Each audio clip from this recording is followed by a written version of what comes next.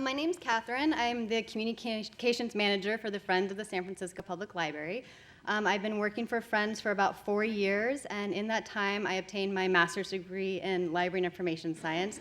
So it's been really fun learning about libraries and librarians while working in a support organization for a library. It's been really interesting. So I'm going to talk about our alcohol boozy event called Imbibe, but I first wanted to talk about Friends and some things that we've done and some things that we're doing to kind of put our event in a little bit of context. So we are a nonprofit that supports and advocates for the San Francisco Public Library. We are membership-based. We use volunteers. We give about $1.7 million to the library each year. That money supports really amazing year-round programs like Summer Stride, One City, One Book, Tricycle Music Fest, and of course what we're all very excited about, the Mix. We just finished a really amazing large capital campaign that ended a year ago. We raised $14 million to renovate or rebuild 24 branches in the city. We touched out to about 5,000 donors, and this was a thing that Friends had been involved with for so long, poured our hearts into, and ended the campaign last year by opening the new North Beach Branch Library. A little bit more about Friends. We have a membership base of about 4,000 and counting members. The slide's just a little bit old. And we, like a lot of nonprofits, utilize volunteers in almost every aspect of the organization. And when we were thinking, a few years ago, and Imbibe was born about 5 to 6 years ago, of including another member event. We, at that time, were in the middle of the NLC, the Neighborhood Library Campaign, and we wanted to show off some of these beautiful branches that were being opened, that were totally new or remodeled. And we were also thinking, like a lot of librarians and support organizations, how do you bring in this new demographic of the elusive 20-somethings? So our membership base, to no surprise to all of you, I'm sure, skews a little bit older and female. And especially, working and living in San Francisco, there are a ton, at least it looks like there are a ton of young people that are new to the city and looking to become involved and explore and get, attached to something meaningful. And so that's kind of where Imbibe came from, was that idea of what can we do to show off these branches, and what can we do to bring in a new membership base, new future library supporters. So before I go into Imbibe, I wanted to mention that from my experience with Friends, there are kind of two main reasons why people join to become a member. Sometimes it's for both. One of the main reasons is that people, obviously they love their libraries and they want to join to support their library. They love their branch library, they love a certain program, they loved the library when they were a kid, they love the library for their kids, so that's why they become a member, is to financially continue to support the library.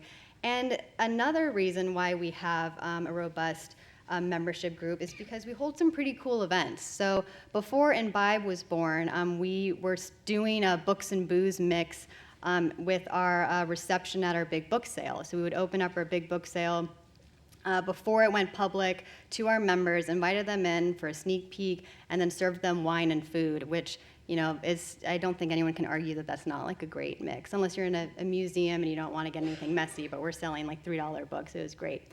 So those kind of three things are what brought Imbibe to the table, so to speak. And Imbibe is one of our most successful events that we do. It's one of our most popular events. It is a membership benefit, so to break that down, the membership level begins at $40, so $40 gets you and a guest into the door. And if you think about it, and it is a Friday night event, 7 to 10, if you think about what kids are doing on a Friday night, they're spending like hundreds of dollars in a bar.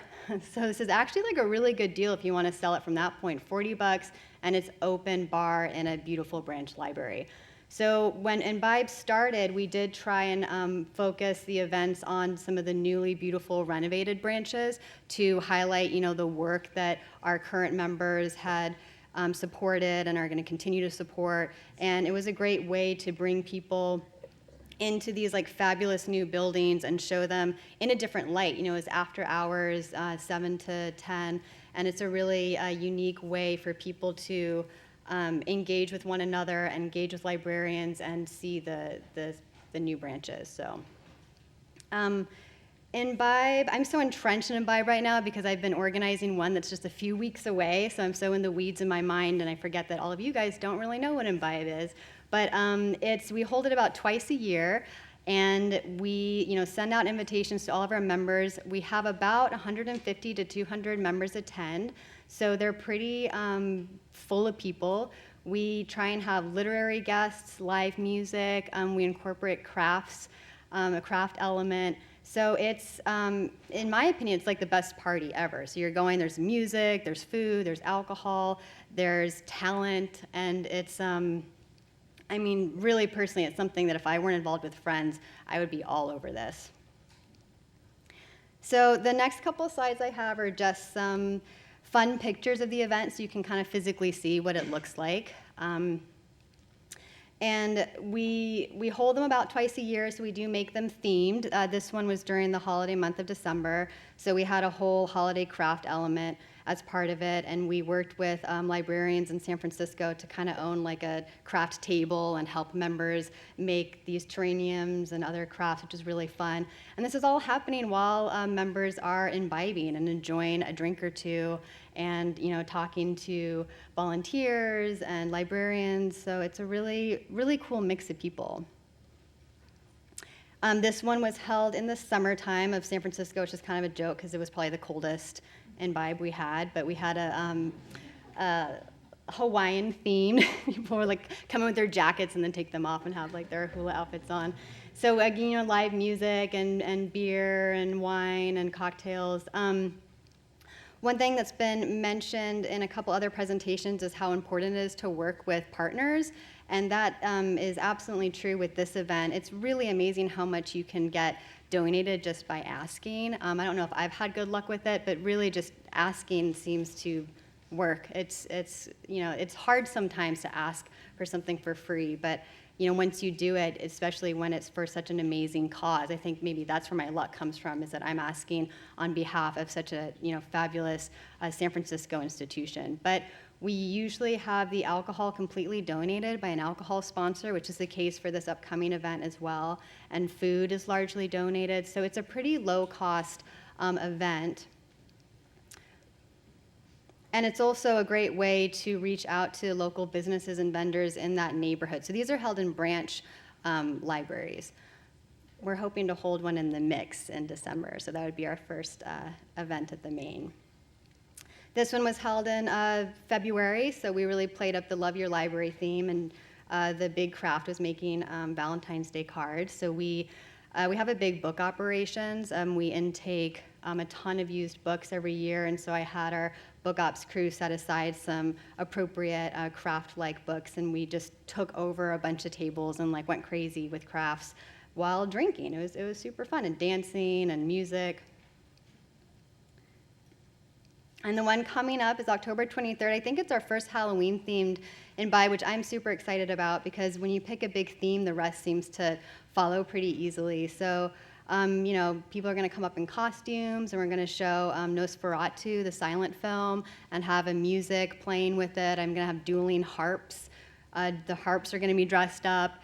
We're going to have another craft portion of it. Make your own Halloween decoration for your home. So I think one thing I've sort of skipped over while explaining, what Friends is and what this event is a really important aspect, which is trying to bring in new members and future library supporters. And being in this city, it can be frustrating because I feel surrounded by, young, affluent people that are new to the city that are wanting to become involved in some way and find a connection in their community.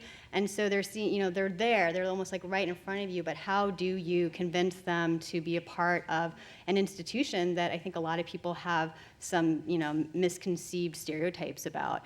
And one way that I think, a lot of us have talked about is, taking the library. We all know that libraries are amazing and that you can do yoga classes in libraries and cooking classes, and there's all sorts of different things that libraries do.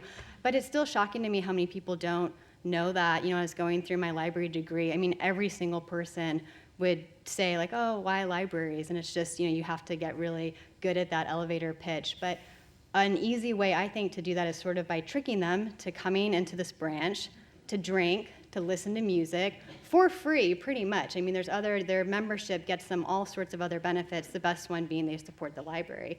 Get them in there, they're having a great time, they're bringing their friends, and by the way, it's such an easy event to get volunteers to help out with because they volunteer and then they get to imbibe. But, and then, you've got that hook, and then you can spend the evening kind of reminding them what a cool physical space this is and what these cool physical spaces actually house, which are, really innovative programs and really diverse programs. And I think that, now more than ever with what seems to me, so much technology kind of pushing people to not really leave their houses and order food, from their phones and watch, movies on their screens. I think it's really important to continue getting people out of their homes and socializing with each other, and something that, Nina said so many things that were inspiring to me earlier today, but, one of the things she said is that it's so important for us to be around people that aren't like ourselves, to be around people of different ages,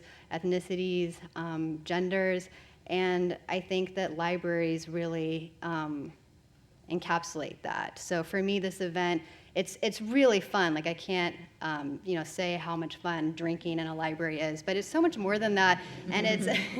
And it becomes really obvious to everyone that's there. They're imbibing, they're having fun, but there is this other special, unique quality to it, which is, why libraries are so important. I think that mine was short and sweet.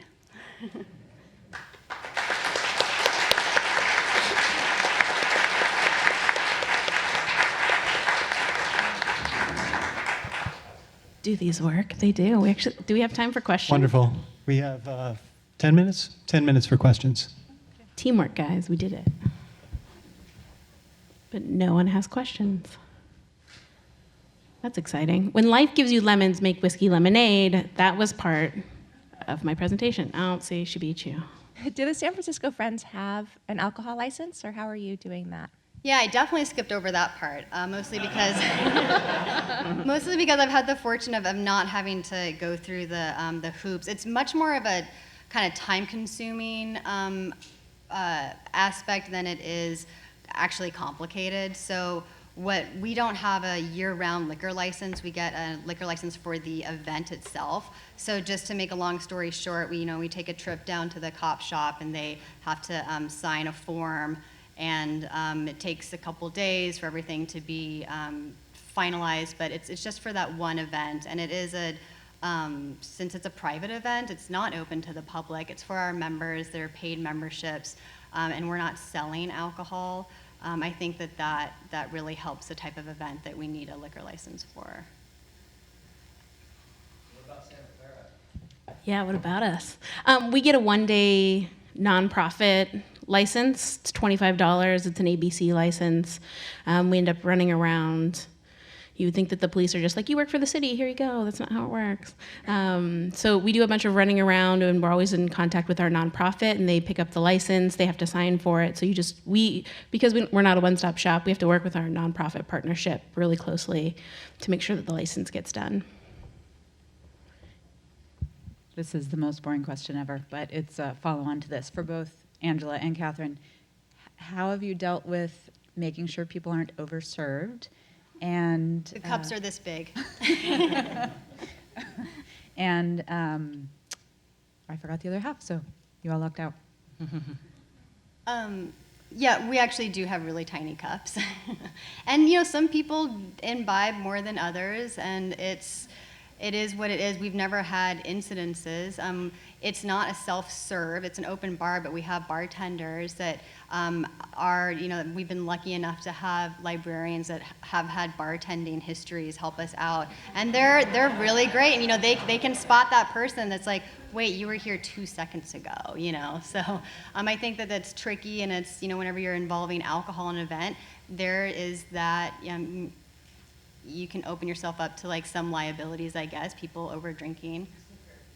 Yeah, and Mary, my ex-colleague, used to help run a Imbibe. I almost wish that she was here sitting next to me. But yeah, we do hire security as well. That's a big part of it. We've never had to use them for any instances, but I think it's important for events that you are serving alcohol to have some security.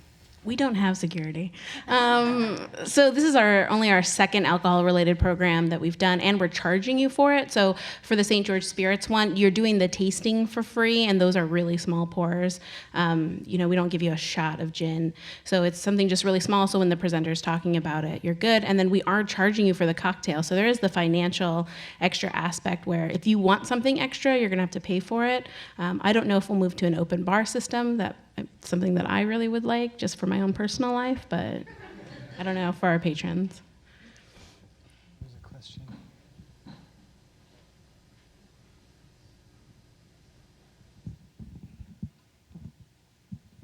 Have you guys had any problems with people who are under the legal drinking age trying to get some alcohol? That hasn't been a problem for us. No, and all of our publications that go out say you have to be 21 and over and that you have to have proper identification in order to enter the room. If anything, when 80s prom came up, I had a lot of parents that were upset that we weren't letting kids in. We have a big family population. They're like, this should be for our kids too. And I was like, no, we have alcohol. So we're just going to play it safe. So that's been the only pushback we've had.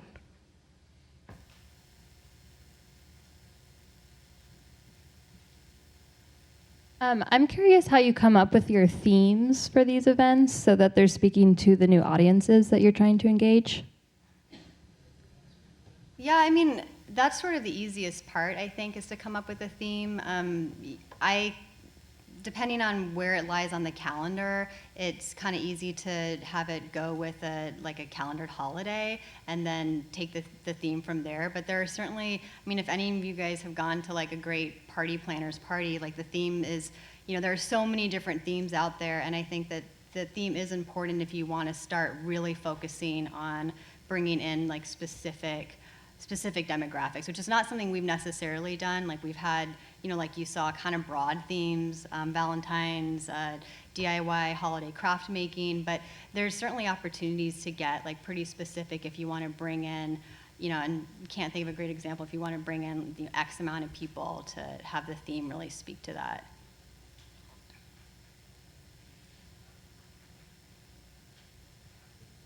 This question's for Nancy. How much staff time would you estimate it takes to prepare for the game show, library game show nights? Preparation actually isn't that much, because when we finish, when the game show is over, we have about roughly 15 minutes for packing everything up, and we've organized it. So we've done it enough times that when it's packed, it's ready to go for the next show. The typical game show is 2 hours, and maybe... Oh, for writing, the writing the questions, probably an hour, maybe an hour and a half. Because particularly in terms of some of the questions, we'll reuse a few of them, but not all of them. We always have something current. Right now, we'd probably have something the next time about Mars and the water. So, we usually have a mix of history and literature. It's always a mix.